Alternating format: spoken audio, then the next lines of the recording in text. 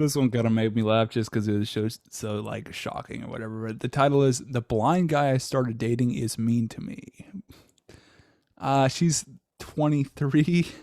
Um, I met this guy who's 34 on Tinder. We messaged back and forth for a little. Then we decided to call. We talked for a good 5 hours on the phone. Yeah, that's a lot. And when that happens, oftentimes, let me hit this light. Oftentimes, it kind of eliminates the anticipation. So ideally, it's like you want to just. That's good that you got each other on the phone and just didn't continue with like the messaging, texting kind of deal, because there's the phone just has much more communication because you can tone of voice. Um, so it's like you want to ask them a couple questions over the phone, really just for the purpose to get to know them and see if they're cool, especially like an online dating situation. It's like you don't know this person, you don't know what they're like. So if you can get like a somewhat of a sense of what their interests are, if they seem to be attracted to you. In this case, it probably was. It still communicates that they're attracted if they're willing to talk for 5 hours, but still, it's probably going to drop some of that anticipation. So it's like once you find, like from a guy's perspective, once you find that she's interested in you and she seems cool and she seems like someone you'd like to go on a date with, then your direct, decisive, get to the point. But this only takes about 10 minutes or less sometimes. If you're on the phone for 5 hours, it's like, well, you've already talked about everything you could probably talk about, or you're conveying or being just like a total open book, and just talking about your whole life story. And sometimes it's like you can get yourself in trouble doing that, especially before you even like locked or been on a date and just kind of had that more of a connection, and turned it into something solid, not just like this. I matched with this person on Tinder.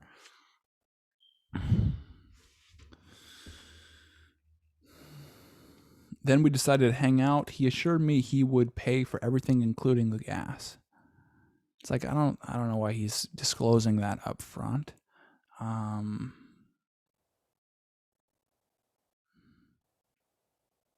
it's almost like he's trying to establish roles from the very start, but that actually seems pretty controlling. And so be careful on things like that.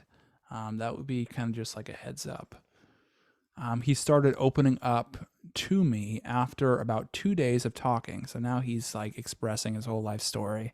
Not a good way to go. Too heavy, too soon. Just be fun, be playful, have a good time. And ideally, you don't want to disclose these things over like text messages or on the phone. It's like if these situations come up like a little while down the line after you've been dating for some time, then you want to talk about those things in person, but only really if she asks.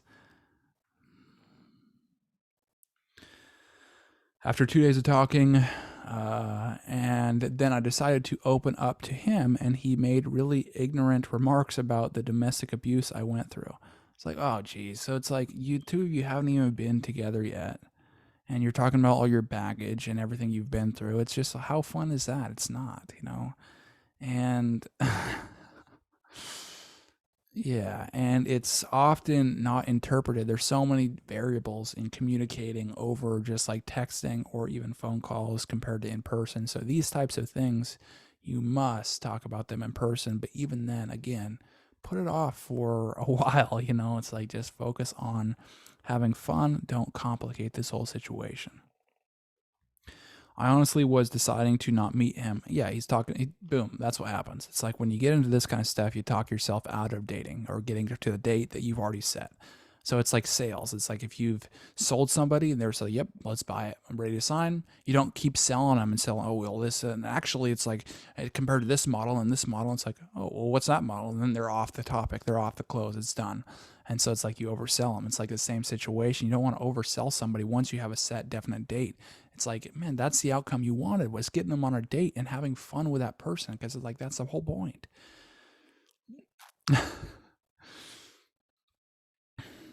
But then broke down crying, telling me how all his friends abandoned him when he became blind.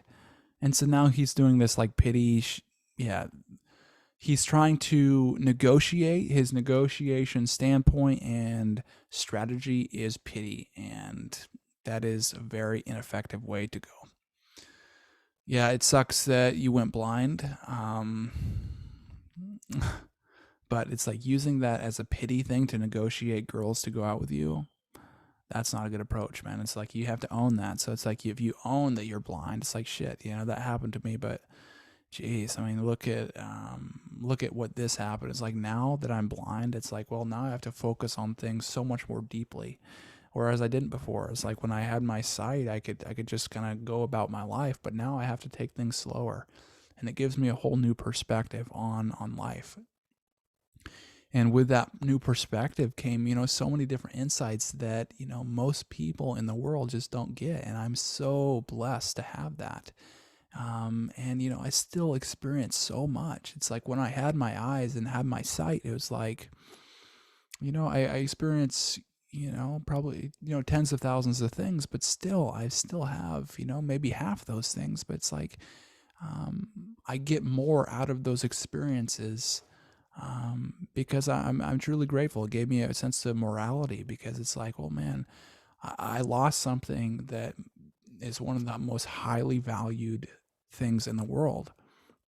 Just the ability to see, and without it, it's just like I've come to realize in my life that, when we lose something, we almost come closer to ourselves and what's really real in our life, but whatever he's meaning, yeah. But whatever meaning he's got from it, I'm just kind of displaying something that kind of represents how the good that has come from a loss. And if you can just own that completely, then it's just like your interest level, if somebody interested in you, just boom, escalates. Compared to I'm so sorry and everyone left me and now I need somebody to take care of me. And she's like, oh, it's just gonna be whole obligation, and it's like, oh well, that's so sad, and I'm so sorry, but I just like I got all this stuff in my life right now. It's just like it doesn't put the other person in a good position if you're trying to guilt somebody to like you or feel towards you in a way that would get them on a date. Not a good way to go.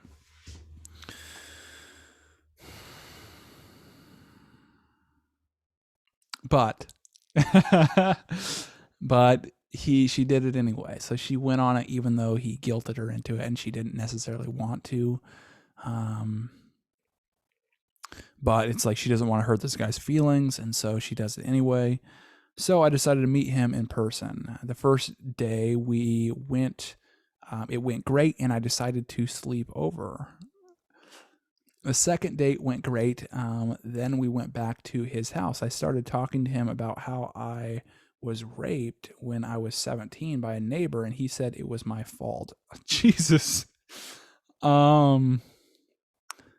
This guy seems to be a little bit spiteful. So it's like he's in this mode where it's like the world's out to get me. It's my enemy. It's like all these things happening to me, and that's why I can't have these things in my life, and I'm being punished, and that's why I lost my eyes. And now it's like the people who get punished often think they have to punish other people, and it's just like that's their mentality, and you want to avoid people like that. So I get away from this dude. It's like, so fucking what? He's going blind, so it's like, it's like if you treat me like shit, it's like I'm still not going to be with you just because you're trying to use like pity to hold me, into this relationship.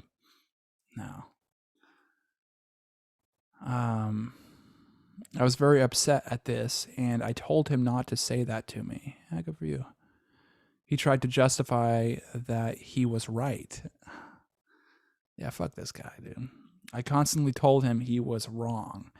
When I wouldn't agree, he started crying. It's like this is the second time he's cried, and so he is really not in a good state, and it's really not your job and responsibility to fix him, even though it's like just kind of a human need is to kind of help somebody, especially someone in need, but it's like someone who totally drags you down.